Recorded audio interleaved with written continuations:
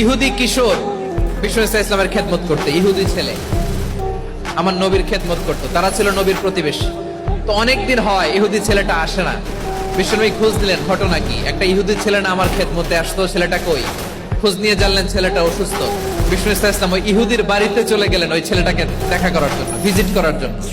সুবহানাল্লাহ পড়বেন না?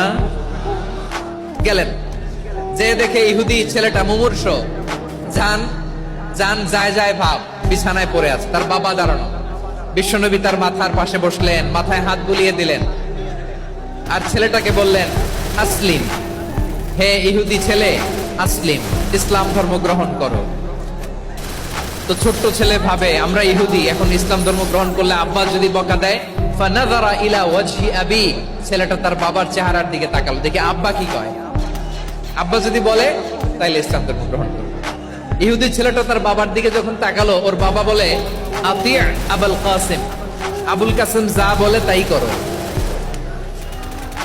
আবুল কাসিম হচ্ছে বিষ্ণু ইসলামের একটা কুনিয়াত, উপনাম। আমার রাসূলের বড় ছেলের নাম ছিল কাসেম।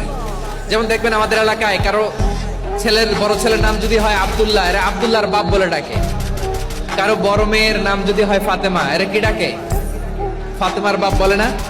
তো বিষ্ণু ইসলামের বড় ছেলের নাম ছিল কাসেম। ইহুদি বাবা বলল, আতিয়া আবুল কাসেম, আবুল কাসেম যা বলে তাই শোনো, মানে মোহাম্মদ যা বলে তাই শোনো। এই কথা শুনে ছেলে সাহস পাইছে, ছেলে আবার পড়তে আরম্ভ করলো, আশহাদু আল্লাহ ইলাহা ইল্লাল্লাহ ওয়া আশহাদু আন্না মুহাম্মাদার রাসূলুল্লাহ, পড়েন আল্লাহু আকবার।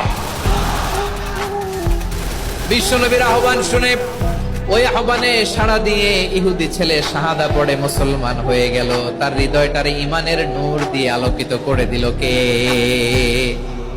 প্রিয় ভাইরা, এবার রাসূল সাল্লাল্লাহু আলাইহি ওয়াসাল্লাম বের হয়ে আসলেন ঘর থেকে, আর বললেন, আলহামদুলিল্লাহিল্লাযী আনকাযাহু মিনান নার, প্রশংসা সে আল্লাহর, যে আল্লাহ জাহান্নামে চলে যাচ্ছিল প্রায়, এমন একটা লোককে মুহূর্তের মধ্যে কালেমায়ে